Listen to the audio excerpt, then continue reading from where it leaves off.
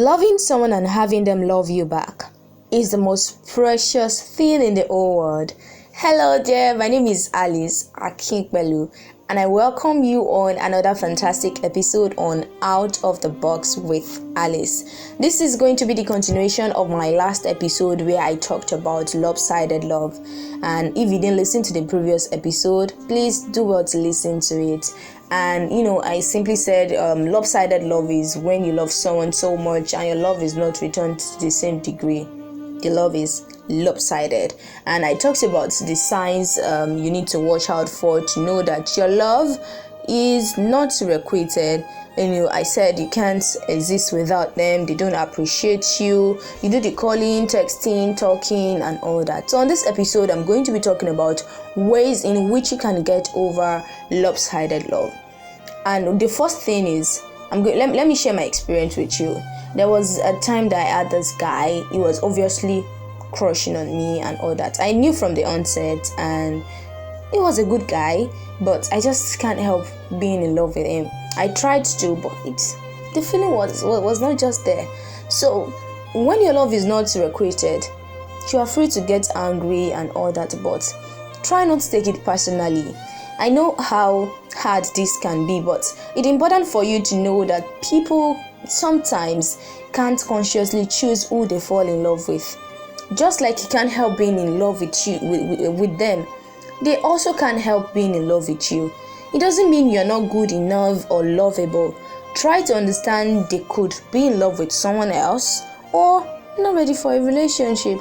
Just accept the situation you can't help and move on.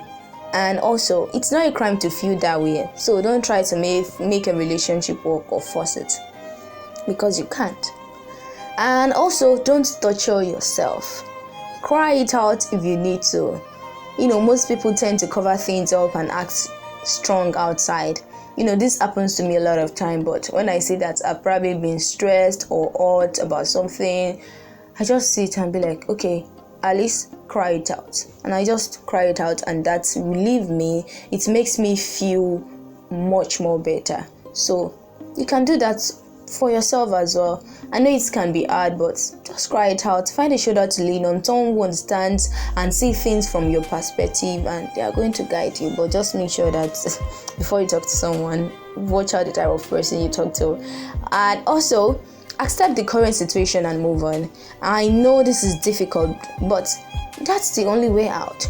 I know you are powerless to change your feelings, to change their feelings actually, but you're not powerless to change your own feelings or how you deal with it. Sometimes people see emotions as weakness. They tell you, oh, it's my emotion, there's nothing I can do, I just feel weak right now. No, do not allow your emotions to control you, because your emotions are not always valid and you have the right to control it. How do I mean? Why is it that on rainy days or probably on a Monday morning when you don't feel like going to work and you're just like, oh, I wish there was no work today, I wouldn't want to go. Why don't you pick up your phone and call your boss like, hi boss, good morning, I actually do not feel like coming to work today, let's meet tomorrow. Why don't you do that? Because your emotion says, oh, you don't feel like. So in the same way, you can always control your emotions too when it comes to relationship. So don't let it get to you. And also, create some distance between you and the person.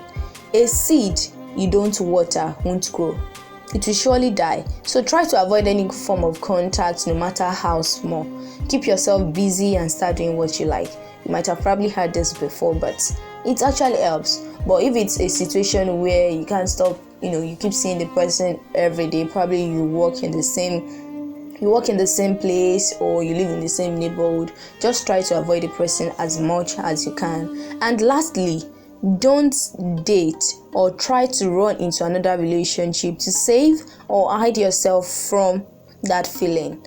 A lot of people do this because your love is not recreated with one person, then you try to look for the next available person. There's this thing that people used to say that there is someone you love that doesn't love you, and that person that doesn't love you, there's someone they love that doesn't love them, and the circle just continues and all that. But what I'm saying is, don't try to say, oh, because this person doesn't love you, and then you look for someone that loves you and you try to hide under them. No, it doesn't work out that way. Make sure that you are healed first before you try to jump into a relationship with another person.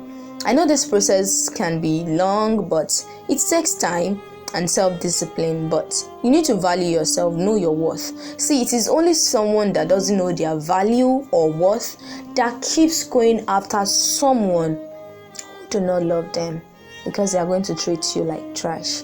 Alright, so this is where I'll be drawing the curtain on today's edition on Out of the Box with Alice. But just before I go, you may need to tell that person this: I used to care so much. I used to fight for this. I tried my hardest to hold on and keep you, but you don't want this as much as I do. I didn't lose you. Let's be honest. You lost me. Bye. And please do well to follow me across all social media platforms at callr_king. I love you so much. Bye.